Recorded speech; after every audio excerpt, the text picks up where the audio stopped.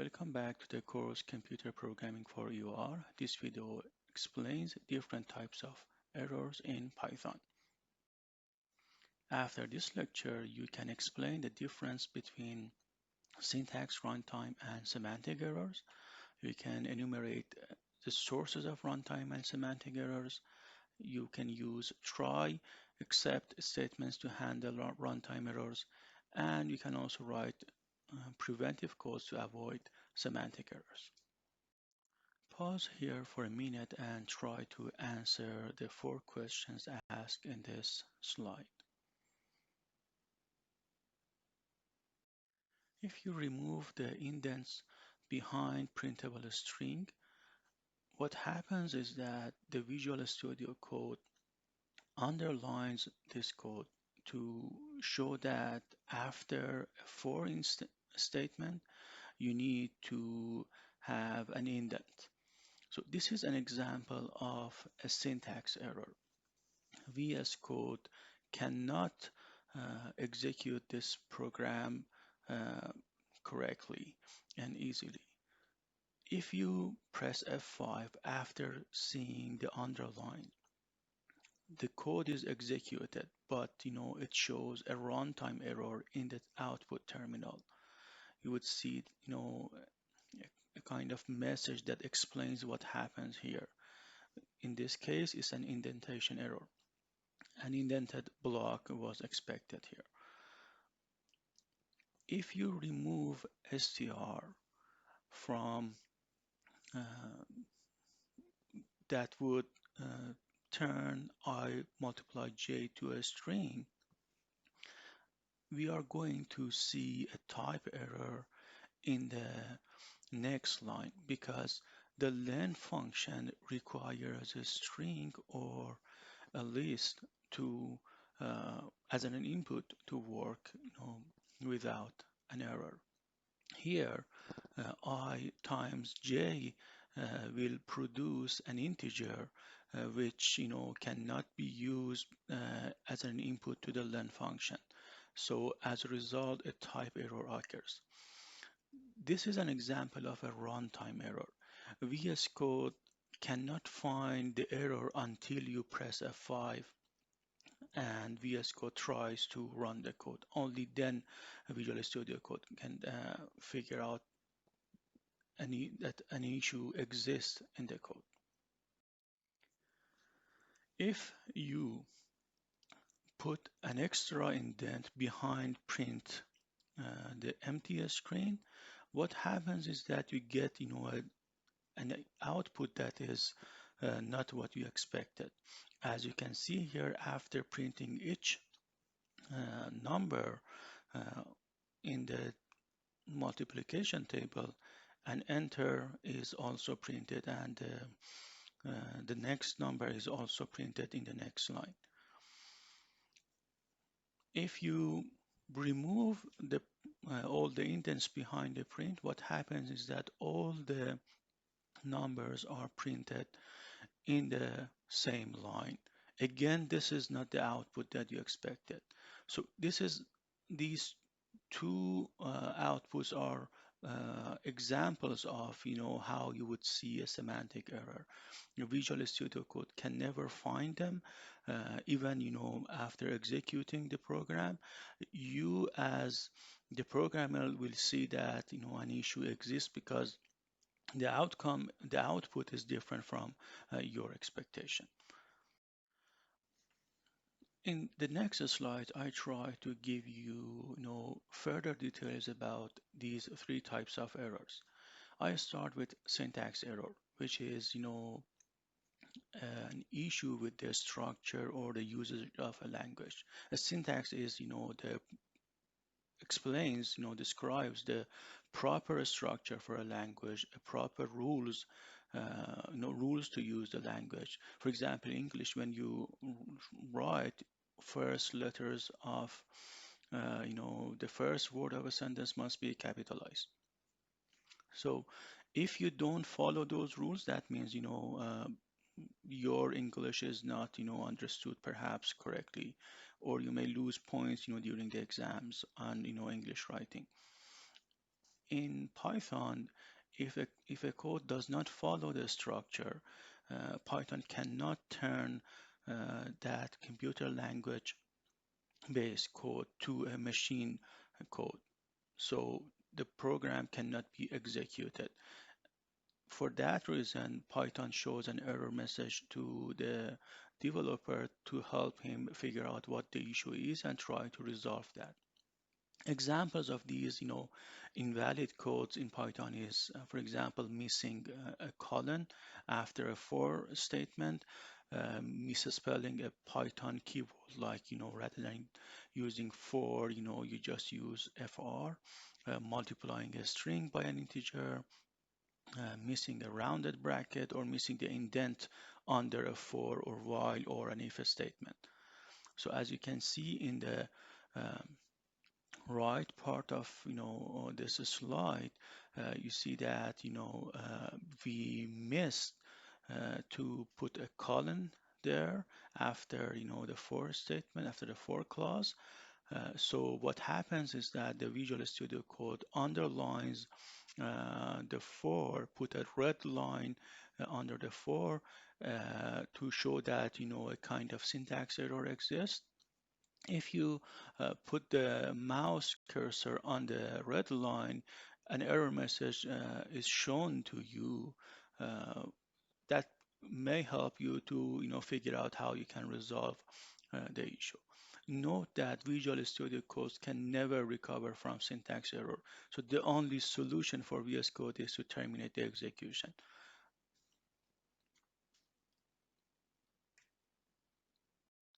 The second type of error is runtime error. Uh, you can develop a code that has no syntax error, but still, when you run the code, you may end up with, a kind of error message. Uh, so this is called a runtime error, and it's an error that does not appear until you run the program. We also call them exceptions. Because something exceptional has happened, and we want to learn how you can resolve, how can you handle these exceptions. They often happen because the users enter an unexpected input. Usually they are sourced in this kind of issue, or you're using a file to get input. You get inputs from a file, and the input is not in the format that you expected. For example, if you try to run the following code, Python does not terminate the program at the beginning because there is no issue here. Even if you give an input of 2, 3, 12, the program works fine, so you won't see any issues. Visual Studio Code returns no runtime error. But if you try to enter SIX 6 rather than the integer number 6, the program stops at the problematic line, which is the line that has input. And VS Code shows a runtime error. Here in this case, a value error occurred because the int function expects a string that is an integer. If there are characters in the string, the int function cannot turn them into an integer. So as you can see here, uh, an input that is not expected by the developer is given by the user, and because of that, we'll have a runtime error. And note that, if you press F5 when you see this kind of error message, what happens is that the same message is shown in the terminal, and perhaps you can even figure out what happens, what can you do to resolve the issue. Okay, if exceptions like this happens, if user enters a wrong input, uh, we as professional programmers should give the user a second chance. that requires for us as developer to handle those exceptions. For example, if 6 is given here, you can just print a message, oops, that was no valid number, please try again, and then ask, the user to enter the number again. So how can we do this? We need to figure out which line or lines will create those exceptions. After you identify those parts of the codes, you need to enclose them with a try except statement. Therefore, as I just mentioned, you need to identify what kind of errors can happen, as a result of executing a line. Again, those errors may happen or may not happen based on the inputs or inputs by the user or some other issues. After identifying those errors, write them down there, and then just simply put a try and accept exceptions. Enclose the code, with that. You need to, of course, use an indent and then put them under a try, and then in the accept exception part, try to react to that runtime error. For example, you can simply say print something went wrong, contact the admin.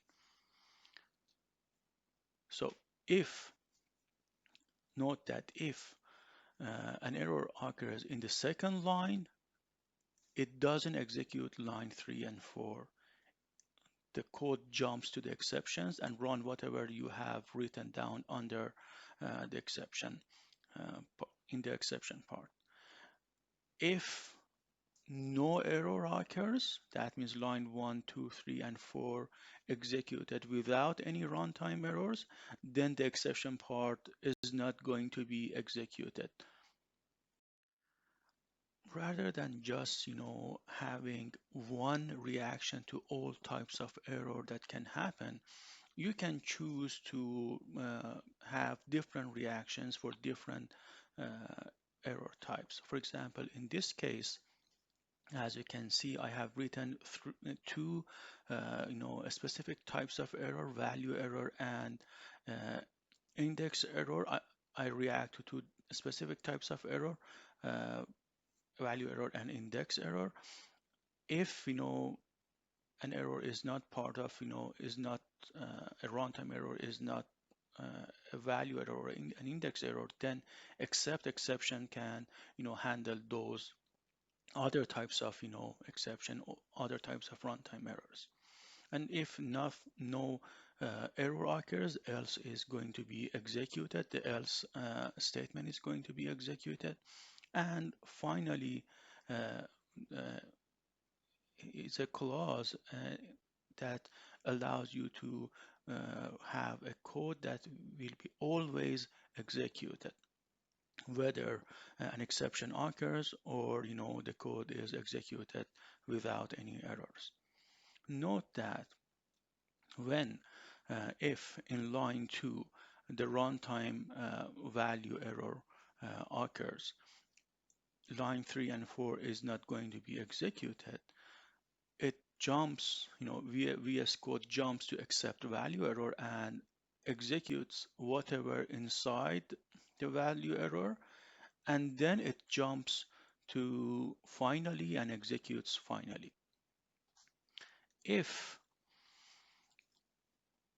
line 1 and 2 are executed without an error, but line 3 has an issue, then line 4 is not executed, and VS Code jumps from line 3 to accept index error part and runs the code that you have written there, and then after that it executes the finally part of this code. Let's learn exception handling using an example. Your first task as a developer uh, is to identify the exceptions. That means you need to take a look at each line and figure out if there is a way that a runtime error can occur. Let's take a look at the program at the bottom. You see that the first line, it just prints welcome to this program. So there's no way that this line can, create a runtime error. The next line, it gets a number from the user and turn that into integer and store it in I.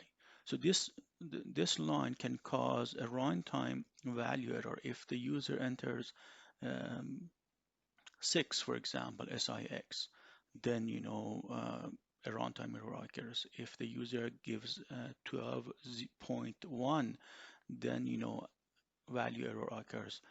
So this line can cause a value error. Uh, the next line, the third line, you see that S equals to red. There is no way that this line can cause a runtime error. So we go to the next line. Line 4 says that the selected character is and S, with an index of I.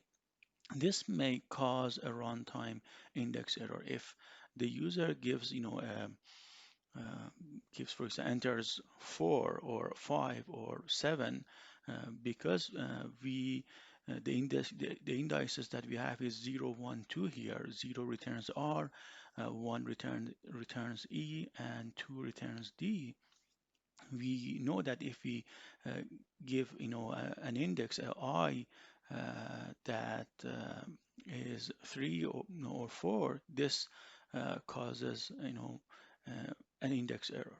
So just write down next to this line that this may cause a runtime index error. If you go to the next line, the fifth line, it says print 12 divided by I is equal to 12 divided by I. So here what can go wrong is that the user gives us 0 as for the input. 12 divided by 0, it's a 0 division error. So now that I have specified, identified all the exceptions that can happen in this program, I will enclose that into a try except um, statement. As you can see here, I I'm trying to have different reactions for different types of error. So the first except tries to handle value error that can happen in line 3 when the user enters a non-integer number or a string. So it just simply prints in line 8. You see that it simply prints you should have given an integer number. In line 9, I try to handle the index error that can happen in line 5. So if the user gives an integer number 3, 3 or higher, or 4 or 5, any numbers like that, then I'm going to have an index error. If the user enters 0, 1, 2, everything -1, -2, everything would be fine. So mm, I don't no runtime error occurs. But if another number is given, then I'm going to have an index error issue. So uh, the VS Code will jump to line 9, uh, seeing the error in line 5, and try to execute line 10, which is printing. We only have 3 colors. You should have given an integer number between 0 and 2. You see here, I don't have a handler for 0 division error, uh, but the exception line that I have written in line 11, uh, this clause can handle any type of error. That means if an error occurs, if it's not value error or index error, exception, is going to be the one that handles those other those errors, those other types of errors. So my reaction would be just print something went wrong, contact the admin. If no uh, error occurs, if we enter the value of 1 or 2, or -1, -2, -3 here, no error occurs. Therefore, uh, after executing line 2 to 6, line 13 is going to be executed, which prints, in line 14, it prints, we are delighted to let you know that this code is executed without any errors.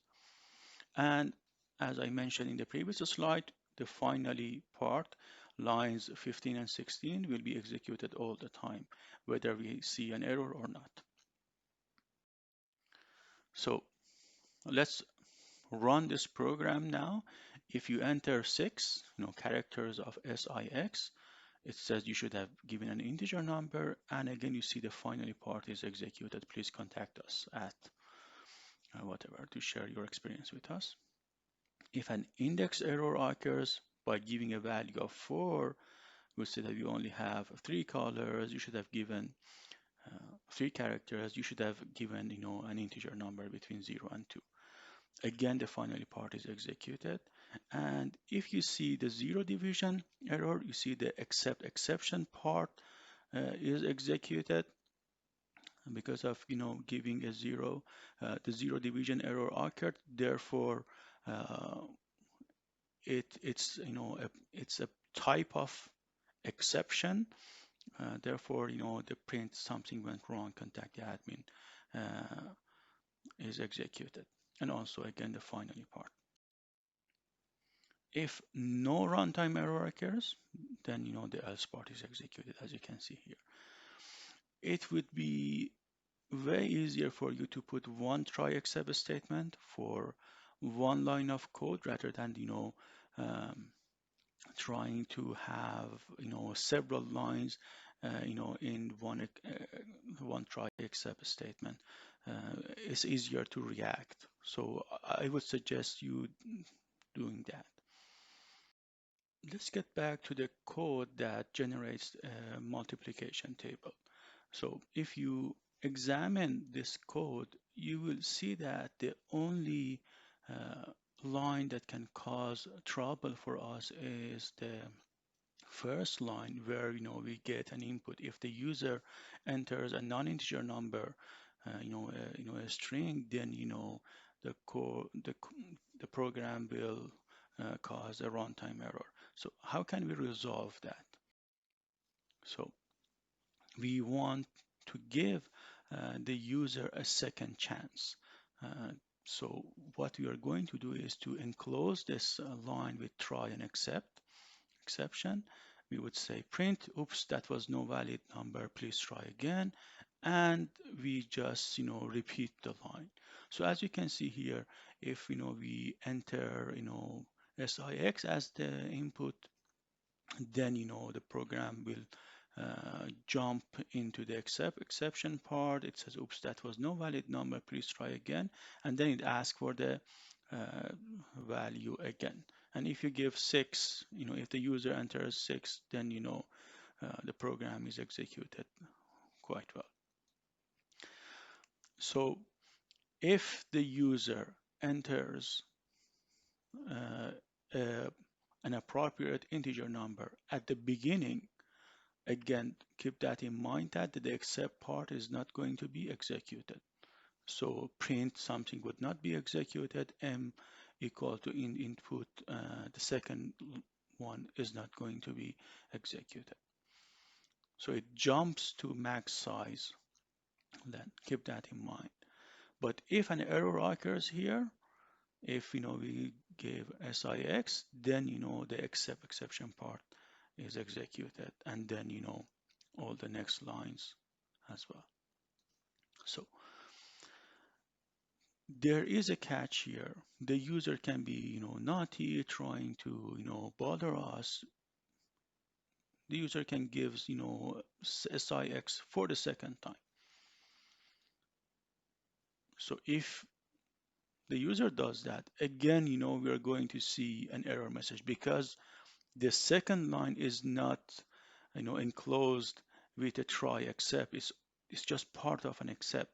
So we need to have a try to be able to handle the runtime error. So what can we do?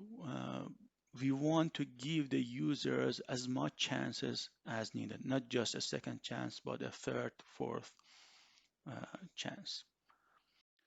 So what I can do is to place the try except part inside a while true loop so that this code is executed forever.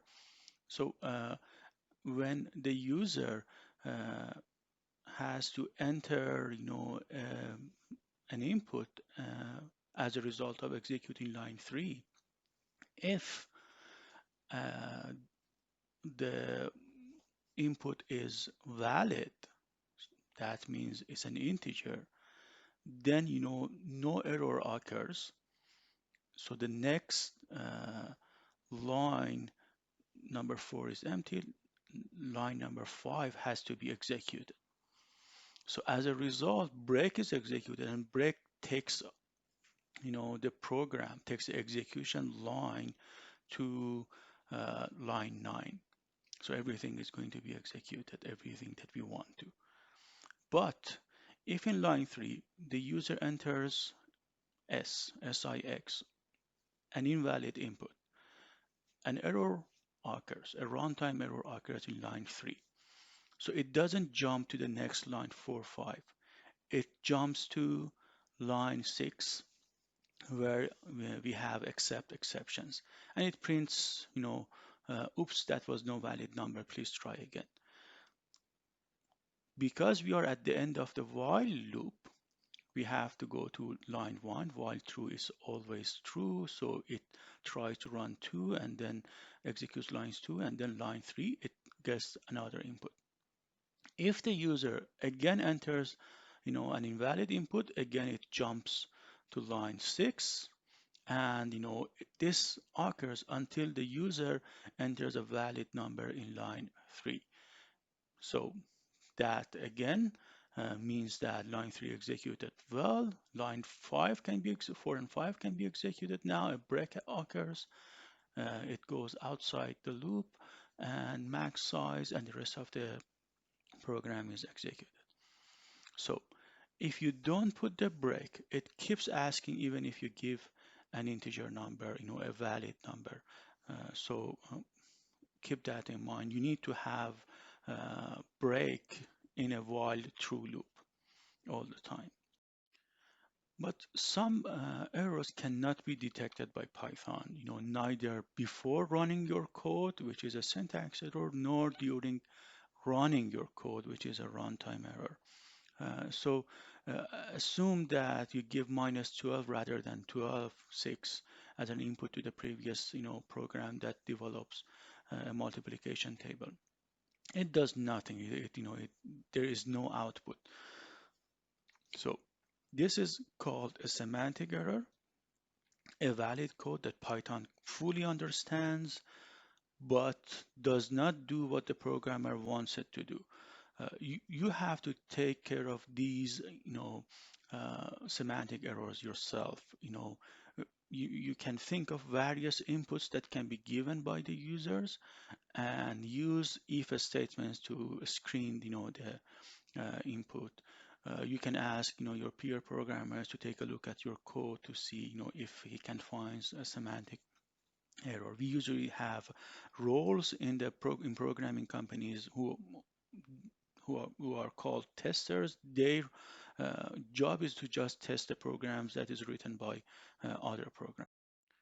So how can I resolve, inputs like -12, -6?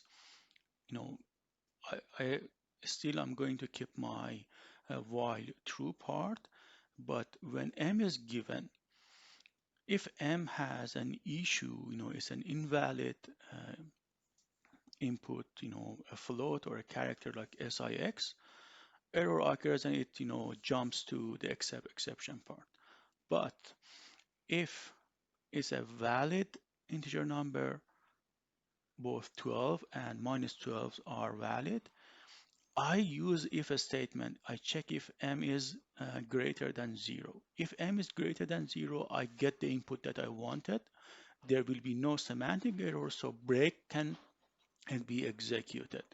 If m is lower than 0, a -12, for example, is given, it jumps to the else part. Visual Studio Code jumps to the else part and it says print, oops, the number could be positive, should be positive, try again. So no break is going to occur as a result of giving minus 12. So the while true is going to be executed again. Now pause here for a minute and try to do this exercise. What inputs can cause runtime error? Identify, the runtime error that can happen uh, at each line.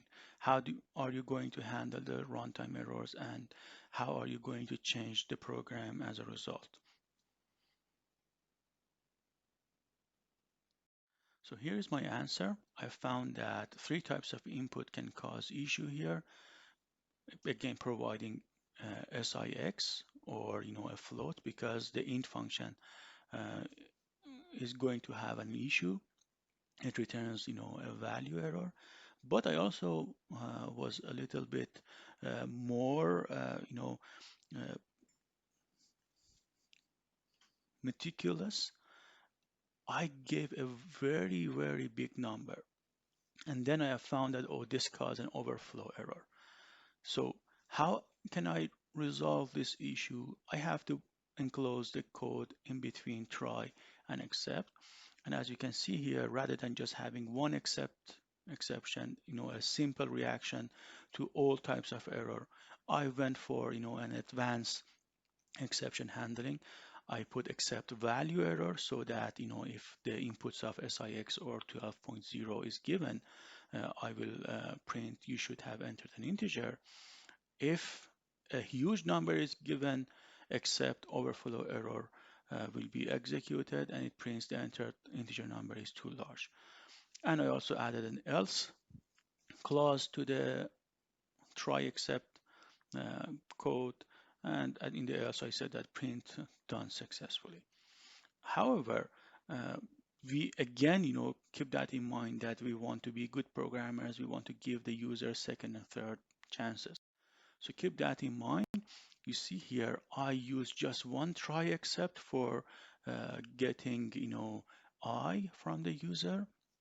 If, I get a valid input from the user, break will take me out of the infinite while loop.